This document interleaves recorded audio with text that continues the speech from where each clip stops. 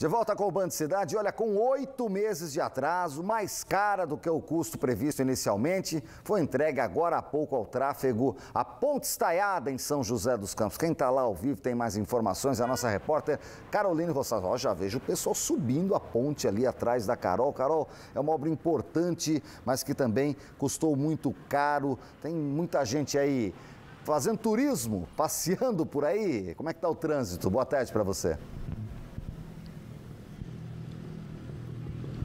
Boa tarde, Nicoline. Boa tarde a todos. Olha, já tem bastante gente passando aqui pela ponte, sim. A pista da Ponte Estaiada foi liberada, as pistas, melhor dizendo, foram liberadas às 15 para as 11 da manhã. Então, nessas duas últimas horas, já teve bastante motorista passando por aqui, sim.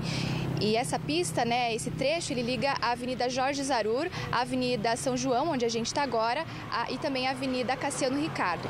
E olha só, essa obra está sendo entregue 13 milhões de reais mais cara que o previsto pela Prefeitura, que era um custo de 48 milhões e meio de reais. O secretário de Mobilidade Urbana, Paulo Guimarães, está aqui comigo para falar sobre isso, explicar essa situação para a gente. Secretário, por que esse acréscimo no orçamento? Boa tarde. Boa tarde. Na verdade, ao longo do desenvolvimento da obra, a gente foi encontrando algumas necessidades de complementações de serviço ou até mesmo alteração, né? Tinha muita coisa que estava cadastrada, como rede de esgoto e água, de forma equivocada, coisas que a gente se surpreendeu ao longo da obra que foram necessários fazer esses ajustes, e por isso a gente teve essa elevação de custo. Lembrando que mesmo com esses aditamentos e reajustes, né, que são fora aqueles serviços complementares, tem reajustes que são feitos por conta dos prazos de contrato, ela mesmo assim está 3% mais barata do que ela foi licitada. Então, dentro do nosso cronograma, do nosso planejamento orçamentário, está tudo certinho, tudo equacionado. A ponte também está sendo liberada mais tarde que o previsto, que inicialmente era agosto de 2019. Vamos relembrar aí para o pessoal de casa o que aconteceu de lá para cá, que a obra está sendo entregue com esse atraso? Na verdade, a gente teve 3 impactos principais. O primeiro foi o próprio licenciamento ambiental, que ele foi entregue de forma parcial. A gente iniciou a obra, depois a outra complementação do licenciamento ambiental demorou um pouquinho mais do que esperado para sair. A gente teve as paralisações da Justiça por conta das ações do Ministério Público contra a construção da ponte. E por último, com um efeito menor, mas ainda assim a gente sentiu um pouquinho isso, que foi o próprio coronavírus, né, que reduziu a mão de obra trabalhando aqui. Então foram os 3 principais fatores. Apesar do tráfego estar liberado, as obras do entorno continuam. Isso, é um complexo viário que a gente está construindo, né? Então ele é composto pelas pontes, mas é composto também por adequações em toda a estrutura viária do entorno, alargamentos, recapeamentos, novas sinalizações, novos pontos de ônibus, e aí a gente tem uma série de serviços complementares que ainda ficam aí mais uns 40 dias para serem feitos, inclusive o paisagismo, a iluminação a LED, tudo isso está sendo complementado. Tá certo, secretário, muito obrigada pela sua entrevista. Tá aí então, Nicoline, pistas da Ponte Estaiada liberadas para o tráfego aqui no Jardim Colinas. Volto com você. No momento de quarentena, o tráfego não está a pique, vamos ver quando todo mundo estiver de volta. Obrigado, Carol, pelas informações, uma ótima tarde para você. A Polícia Militar prendeu um homem por posse irregular de arma em Maresias, na costa sul de São Sebastião. A PM apurava uma ocorrência de furto à residência e localizou o homem armado no quintal de uma casa. Dentro da casa, havia outras 4 armas, além de dezenas de munições intactas e carregadores. Veja só, uma das pistolas tinha sido furtada há 3 anos. Ele foi levado para a delegacia. E um homem foi preso com um carro clonado na madrugada de hoje no quilômetro 18 da Via Dutra, o trecho de Lavrinhas. Segundo a Polícia Rodoviária Federal, o documento do veículo apresentava alterações. Aí, numa vistoria, os policiais constataram que o carro se tratava de um clone e que o veículo original havia sido roubado. E também que a documentação era falsificada. O veículo seguia do Rio de Janeiro para São Paulo. O carro foi apreendido e o condutor preso em flagrante e encaminhado à delegacia da Polícia Federal de Cruzeiro. O Sebrae em Ubatuba realiza pela internet um seminário para incentivar o turismo em tempos de pandemia. É um dos setores mais afetados. Eu converso ao vivo com a Lívia Torres, que é consultora do Sebrae. Lívia, boa tarde para você. Obrigado pela atenção com o Band Cidade. Como é que vocês pretendem fomentar o turismo nesse período? Já é pensar em o que fazer pós-pandemia? Boa tarde para você.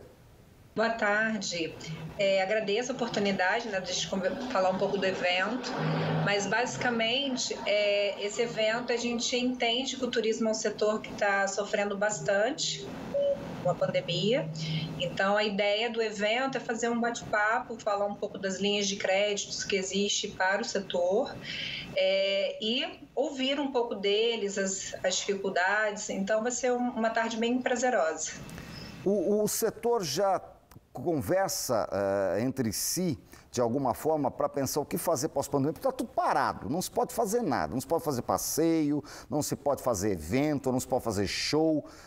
Já estão pensando a partir, sei lá, agora de maio, junho, julho, e uma forma proativa de retomada para tentar recuperar um pouco o tempo perdido? Como é que está isso? Há vários encontros, tanto via Secretaria de Turismo, Sebrae, consórcio, né, que é o Circuito Litoral Norte. Então, a gente sempre, associações, então a gente sempre tem feito, né, a troca para sentir como é que tem sido...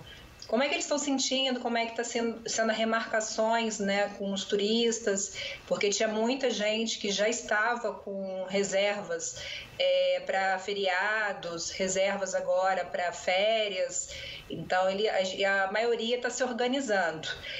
Não há uma data prevista ainda de quando isso vai retomar, vai depender muito de como vai estar a pandemia. Então, mas a gente tem feito alguns estudos e, pelo menos, a gente está sentindo mais que será final do ano, que a gente vai conseguir aí, pelo menos, começar a comercializar ou começar a fazer pequenas ações aí com os empresários. Já se tem uma ideia do tamanho do impacto no setor? Pode-se dizer que ele veio a zero ou quase zero? Como é que vocês estão avaliando isso nesses 40 dias de quarentena que temos até agora? Praticamente o setor ele está zero de atividade, porque primeiro que as pessoas não estão podendo transitar, seja de carro, avião, então eles não estão chegando na cidade de destinos turísticos, né?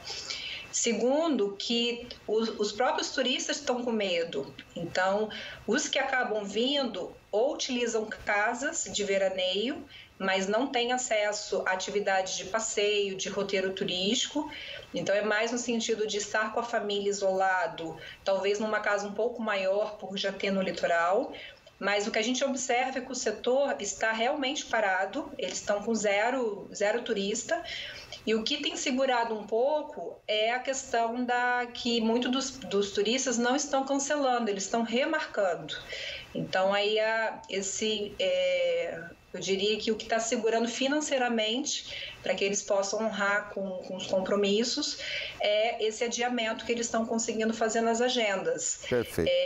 Mas, assim, a ideia do evento, a gente sabe que, por mais que ele consiga gerar um caixa por conta dessas remarcações, vai chegar uma hora que esse caixa vai zerar. Então, a ideia do evento é a gente poder apresentar as linhas de crédito, mesmo sabendo que é um último recurso, que seria o ideal ele não solicitar, né? Mas a gente entende que é uma ferramenta bacana para que ele possa ter conhecimento e, dentro das condições da empresa, dentro do que ele perceber, ele contratar, né? Pelo menos saber como é que funcionam os trâmites, saber quais são as linhas disponíveis, quais são as taxas. Importante para que demais. ele possa se preparar. Sem dúvida. Para a gente encerrar, dá para acessar por onde?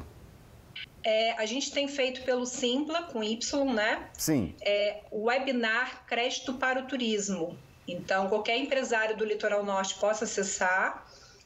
A gente vai estar iniciando às 15, então Perfeito. Vai ter um link que ele vai receber de uma sala, né, virtual para ele acessar. E poder participar desse evento. Que bacana, tá aí pelo Simpla, é bem conhecido hoje, tá aí o pessoal que puder participar. Obrigado, a consultora do Sebrae, que gentilmente nos atendeu. Uma ótima tarde.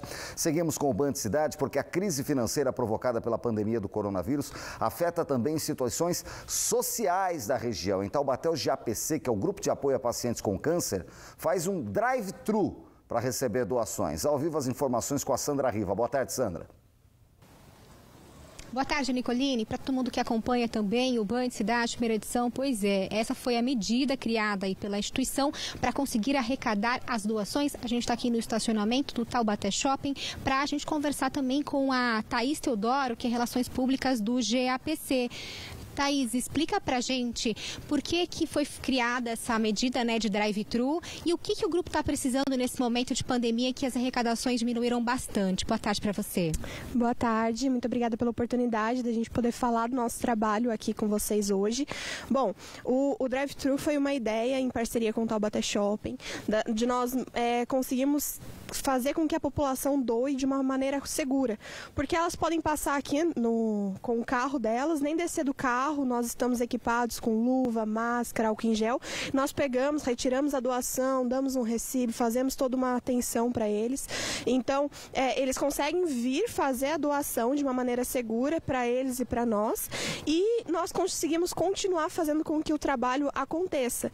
Então, hoje a gente está aqui e a maior demanda da casa são fraldas geriátricas, são suplementos alimentares, alimentos, medicamentos, que eu digo são materiais que auxiliam em curativos e tudo mais. Tá bom, Thaís, obrigada pelas suas informações. Então tá aí, quem puder ajudar, o pessoal tá aqui no estacionamento do Taubaté Shopping, Nicoline. Bacana, obrigado, Sandra, pelas informações. Rápido intervalo, voltamos em instantes com mais notícias aqui no Band Cidade. Até já, agora 1h08.